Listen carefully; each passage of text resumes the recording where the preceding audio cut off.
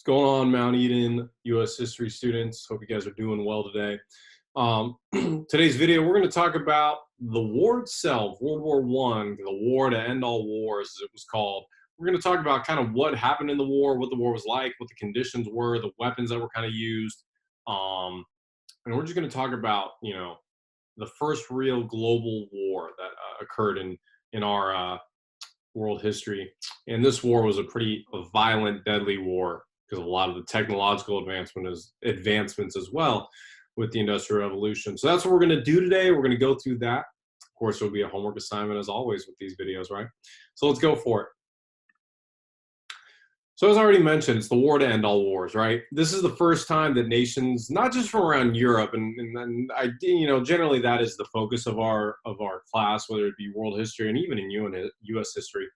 It's not just countries from Europe that are fighting around the world. It's also countries, from Europe that are fighting in the war. It's also people from around the world, the globe, that are fighting against each other. There's also a lot of recent inventions, whether it be the airplane, tanks, steel weapons, automatic weapons, that really revolutionized warfare that's going to make this war a very deadly and costly war to human life.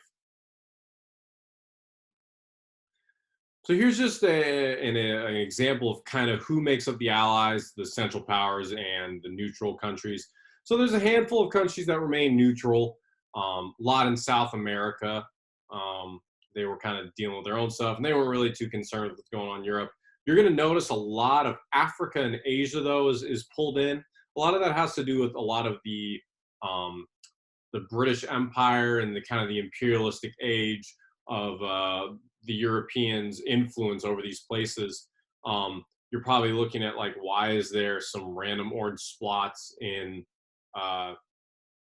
Africa? Those are places that are controlled by were once controlled or currently being controlled at this time by Germany. So soldiers, right, from these places are fighting for the Germans and the Central Powers. Same thing over here, kind of Papua New Guinea.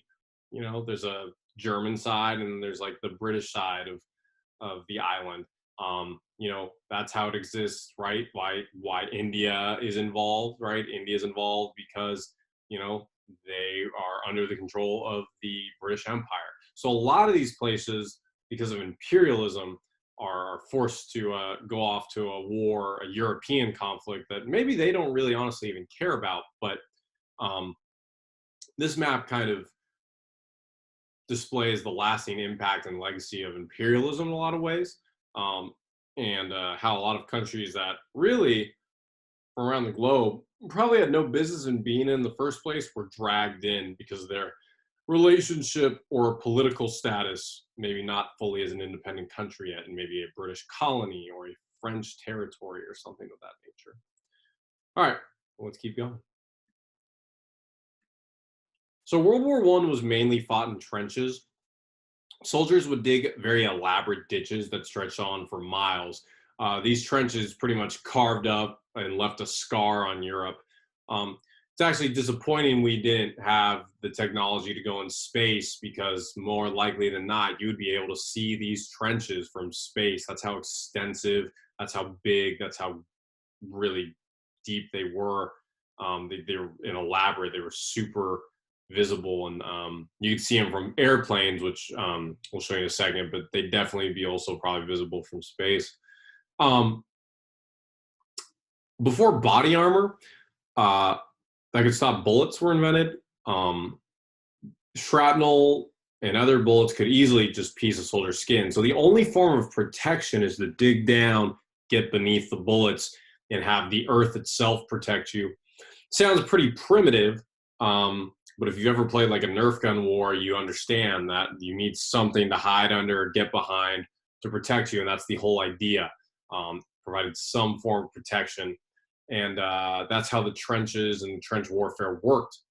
The fronts of each side of the trenches were known as the fronts, right? Because the soldiers would be, for like the Allies, would be at this trench, which would be their front, the closest they were to the enemy, which would be like the Central Powers.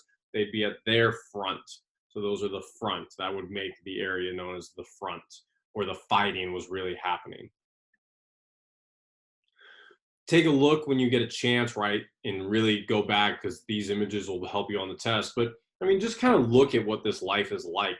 You'll notice that there's soldiers kind of sleeping. Kind of, it's hard to tell because it's black and white, but they're sleeping pretty much on steps and on dirt. It's really dirty, right? Um, there's barbed wire here. It's kind of narrow passes.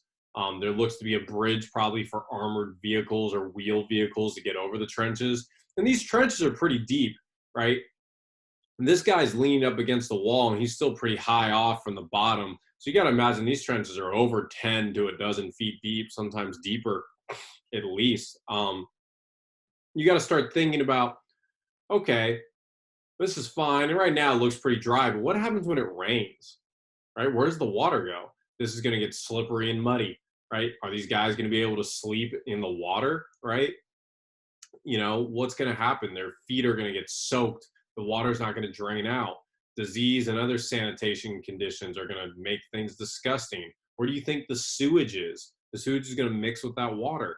There's rats and bugs and all these other things. You have a bunch of open scars. You're in that water, the mud, you're getting sick just by sleeping in the trench. I don't even know how you sleep in some of these, especially when it gets rainy. So trench life, it's just miserable. It's really miserable, right? And that's what I really want you to think about when you look at these images and maybe watch some of the videos and maybe watch the movies for the extra credit. It is a miserable, all war is miserable, but trench warfare in World War I was really miserable. You kind of see here, this trench is not quite as deep. It looks like this might be only 4 or 5 feet, just enough for guys to put up their guns. They're shooting across a river here. This is a German trench, and the enemy's over here on the other side of the river. You got to imagine, though, again, what happens if this river floods, right? These people become sitting targets if they have to go over the tops of these trenches. And you can see the trench really goes on and on down the river. This is an aerial view from a plane. Like I was saying, look at how extensive and elaborate these trenches are, right? So you kind of see how the trenches are zigzagged on each side. That's because in case of bombs, explosions went off, instead of wiping out a whole straight line, it would only wipe out an area. So it was easier and less life. That it was easier to rebuild and less life was lost. That was the theory kind of behind the design. You'll also notice that they're all connected in slightly different ways, right? And you'll notice this is in black and white, right? You can notice the areas, some areas are dark colored, some areas are lighter colored. The areas that are lighter colored is the dirt that's been churned up more recently, whereas the darker earth is the stuff that's more compacted and packed down. So whether it be bullets, grenades, bombs, artillery that is hitting all around the trenches, that's bringing up the dirt. That's why those areas are lighter versus the areas that are darker, which are kind of in the middle of the spaces between the trenches. All right, imagine trying to go from one point to another point. It could probably be easy to get lost. You'll also notice there's a big space between the two, looks like the two sides. This area is called no man's land, right? Over here, you see this is all trenches, right? You could get from here to here, right? Just following different trenches. You can't get from here to here, though, trenches. You have to go over the top and enter no man's land. We're going to talk about what makes no man's land here in a second.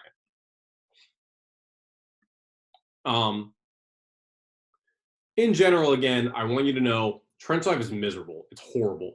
You have to consistently, as a soldier, worry about poisonous gas, snipers, poor health and sanitation conditions, artillery fire from the really big cannons that could shoot from a mile away and drop right on you. You wouldn't know if a bomb landed right on you. You'd be dead before you knew it. And having to go over the top. Going over the top meant you had to go over the top of your trench and rush out into no man's land. Usually if you were trying to go for a raid.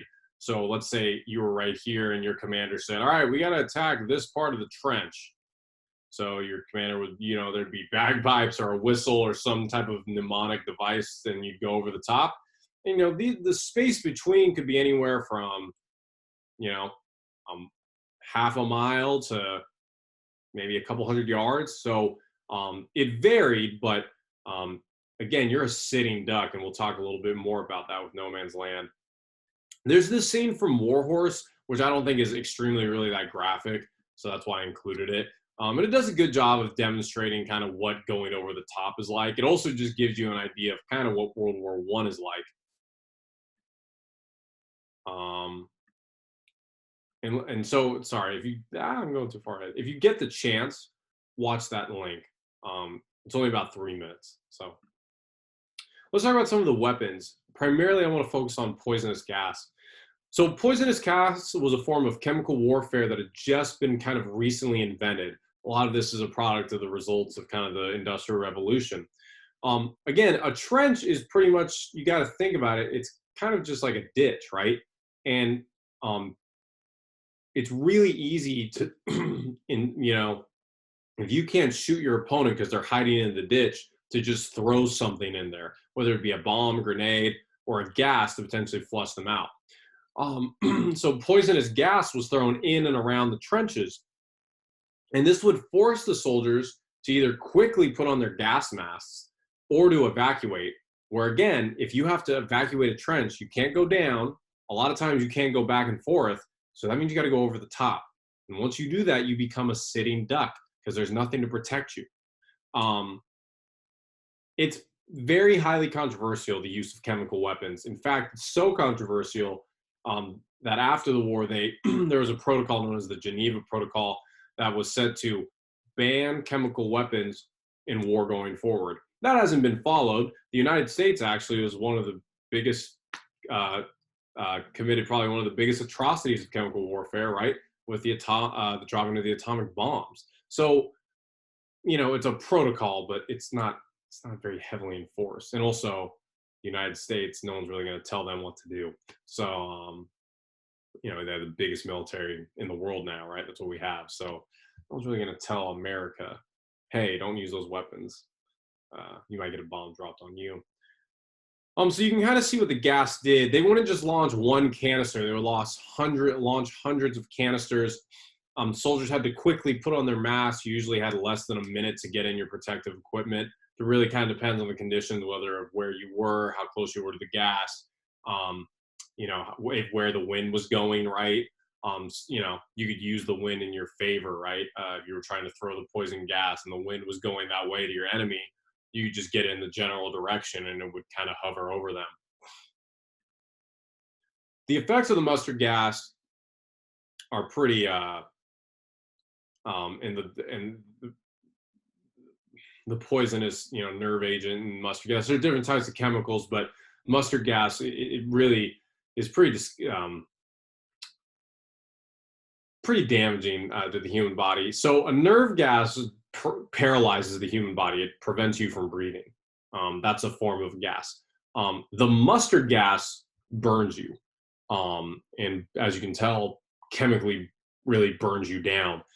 This is the guy showing you his face. He doesn't even have a mouth anymore or a nose. Most likely there was probably a malfunction with his mask, assuming he doesn't really have a lot of other scars on him. And he probably breathed it in. Thing is, if you breathe it in, this can also burn you on the inside, whether it be your lungs, whether it be your esophagus, your stomach lining acid, all that stuff. I mean, you could burn from the inside. So this guy probably has internal issues as well. He's extremely lucky to even be alive. But I mean, you can imagine those who didn't survive, what their bodies probably looked like from the effects of the mustard gas. And so many people came back, whether it be missing limbs, or being horribly disfigured. It was quite traumatic. You could imagine how scared some of these soldiers were every day of their life when they were in the trenches. World War I is actually the first time we ever talked about PTSD as well. This is another guy who, I don't know, maybe got away a little better, but you can see, I mean, he's got huge burn boils on his arms, on his armpits, around his neck. I mean, those are scars that are always probably going to be with him for the rest of his life. Again, lucky to be alive. Very lucky to be alive. Now getting to no man's land. No man's land is, again, that space between the trenches. It's barren and empty, and there's almost no cover for soldiers. Barbed wire, mines, other obstacles were placed by both sides to prevent soldiers and tanks from advancing. And this just caused a lot of stalemates as neither the Allies nor the Central Powers could gain significant ground. We're going to talk about that actually. This is kind of what no man's land looks like. Again, it's barren. Yeah, in this case, there's some trees, but I mean, for the most part, you're a sitting duck here. And it's pretty, as you can tell, it's pretty just bombed out, destroyed. Like this used to be a forest that was, completely destroyed, turned into a no man's land. Again, this is another image. You can see actually the dead soldiers right there. And you can see how flat, barren, how empty this is. Fires burning in the background. There's really no cover for you. That's kind of an example of a soldier going off over the top. They have to cross their own barbed wire. Barbed wire was useful because it would make it harder for soldiers to like get to your trench, right? Barbed wire cuts you up, so you'd have to kind of high jump over it. But you can imagine how scary this was, knowing that who knew what awaited this soldier the next couple 100 yards, and then eventually having to get to a trench and get really close combat fighting. So I mentioned earlier a stalemate war. And just in general, because of the landscape of the war, the landscape of no man's land, the way the trenches were designed, there was really a lack of defensive positioning that could allow for either side to make any forward movement. As a result, World War I dragged on for years as a stalemate. And a stalemate is just where neither side can gain ground or have an advantage. So, the Allies would try and advance, and then they'd get so far, and then the Germans would push them back, but they would only get so far, and so it kind of just went back and forth. But again, neither side could really make any significant ground. And so the war dragged on like this for years and years, and people were dying in areas. Hundreds of thousands of people died in a small area over the course of the war, probably only a couple miles each direction. Right? If you look at the general course of the war, people were just only dying in those places, right? You were away from the fronts, you were fine. That's different in World War II. World War II, there was fighting going on everywhere. But it's funny, in World War I, all that death, it really only happened in a very small area across Europe. Imagine the line of the fronts and the trenches. I think that's it for today. Okay. I